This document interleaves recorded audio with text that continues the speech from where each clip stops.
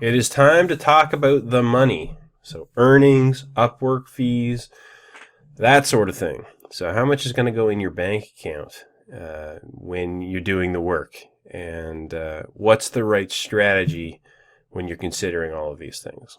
All right, so let's dive into it. The first thing I want to talk about is small jobs versus long-term jobs.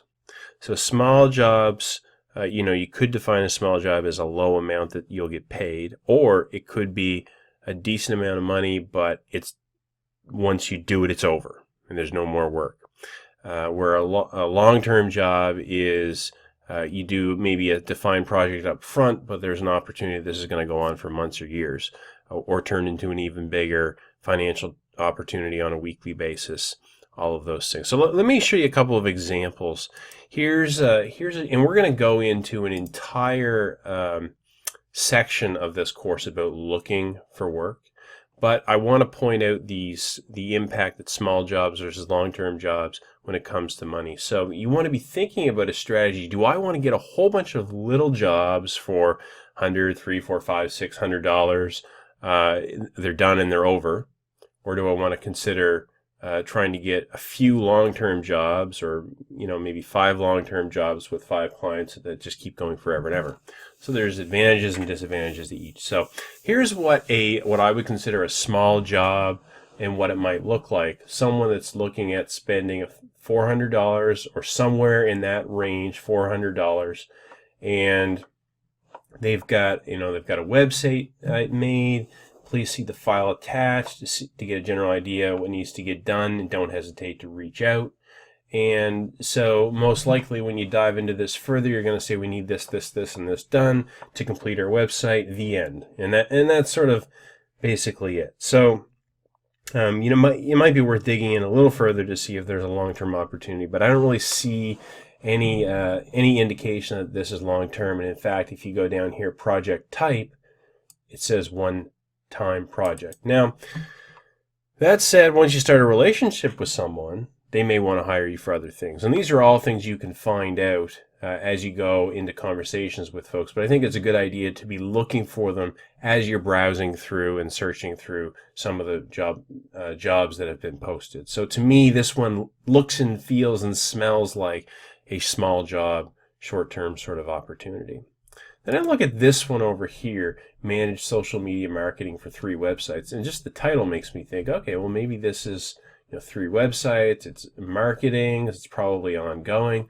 Now the budget of $100, that makes me think this can't be a very big project. But then when I kind of read through it, they slip in this: person who execute this project to satisfaction will be hired for long term. So just because it doesn't necessarily look like it from a budgeting perspective, maybe they're going to have a really tight pilot project to make sure you know what you're doing, and then they're going to hire you long term. So that could be an exciting opportunity, and they have put down here project type, ongoing project. But don't assume that people necessarily fill these parts out right. You want to go through and read the actual description. So there's something to think about. And I also want to point out here, let me see. I want to point out experience and earnings level. This is a very important component of what I want to get across to you. And we're gonna talk about it more as well. Let me flip back to this job. You can see up here, this person who posted this says, "I'm willing to pay higher rates for the most experienced freelancer." I think we touched on this just a little bit in one of the previous lessons, but let me see if I have something else I want to. Yeah, let me go through this just for a second and bring this up. Upwork, in their example, has a way of posting jobs that says, "I'm willing to pay just the entry-level dollar amount, intermediate dollar amount, and I'm willing to pay expert dollar amount." So that means they're posting the job saying, "I'm looking for the best of the best, and I recognize it's going to cost me the most money." And then subsequently, intermediate will cost a little bit less, and entry level is going to cost a lot less. Let me just show you, when you go searching for jobs, and again, we've got a whole section of this course designed to searching and looking for work, but you go to the Find Jobs section here, And when you go into one of your categories, and again, don't worry where exactly I'm going here because we're going to be looking at this in more detail later, but it allows you to filter your job selection. And one of the places you can filter by is entry-level jobs, intermediate jobs, and expert-level jobs. And frankly, I only look at expert-level jobs. I do it simply because I know they're going to pay better. I also like their expectations better. Because sometimes I think people that are trying to squeeze every penny out of everything actually have higher expectations than those that are willing to pay a fair fee for something. So that's some psychology to keep in mind. Just because you're willing to work at an entry level, in dollar compensation wise, don't think that means the jobs are easier. Sometimes those people can be a little bit harder. Okay, so let's go back, and other things that you want to take into account when you're doing jobs and making sure you're getting earning the type of money you should be are something called milestones. And I think this is a common term across freelance sites, but there may be other terminologies, but basically it could be like a percentage. Once we get a percentage of the work done, you're going to receive a percentage of the payout. This is very important. I think it's always a good idea, especially on bigger projects or brand new clients, to say, you know what, when I get this, and this done, I would like you to pay me this dollar amount or this percentage of the overall project. It shows confidence on your end. It also prevents you from doing a massive amount of work and then having a problem at the end of it. It's always good to see if they'll pay you the way they're supposed to. So that's an important thing. Whenever you can set a milestone, I really recommend it. And then comes freelancing site fees.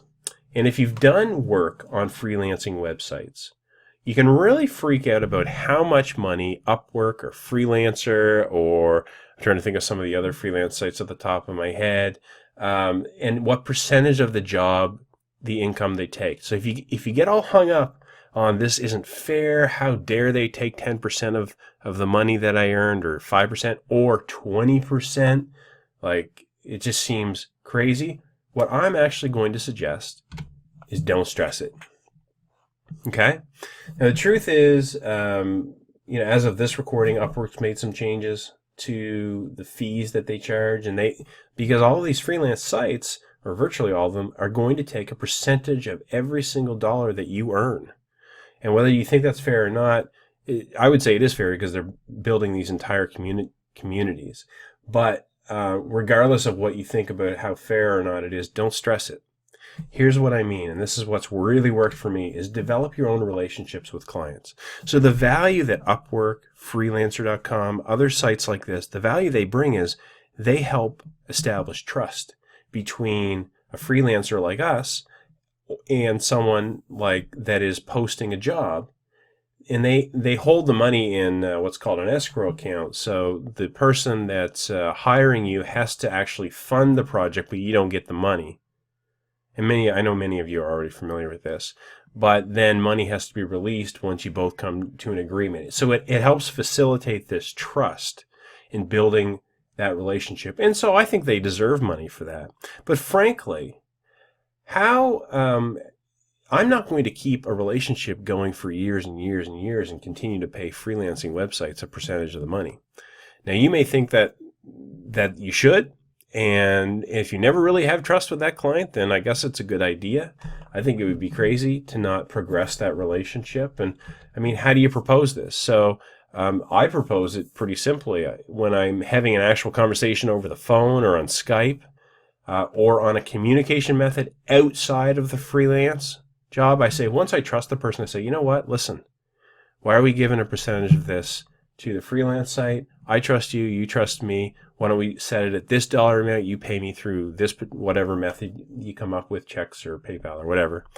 And you go with it from that. And it actually helps reduce the amount of money that they're paying, or you get a raise, or you meet somewhere in the middle and they pay less and you get more. So it really makes a lot of sense once you've established that trust. So again, I don't get big hang-ups on how much the freelance sites want to charge for fees. I pay for it. I basically am paying them. You don't have a choice. when you start the work. And eventually I move my relationship to the next level with my own client, and they become private, which I think is fair. Maybe somewhere deep in the bowels of these freelance sites say you're not allowed to do that, but I don't think they have any right to say that. So just keep those communications. I think you want to develop your communications with your clients offline anyway. I don't know how much you really want to put through these freelance sites. So I think that's the way to do it. And you want to eventually own that relationship yourself. And that way you don't have to worry about the site fees. So anyway, you can tell that's how I feel about that. And you don't need to get all hung up on those particular fees. So there we go. So we've talked about money, the money, along with earnings and Upwork fees. And we're going to talk more about the earnings levels in particular. Don't discount yourself. Don't discount yourself. And it's funny from a sales perspective, when you're selling yourself to someone, showing that you're willing to do it for very, very little money is actually not a positive.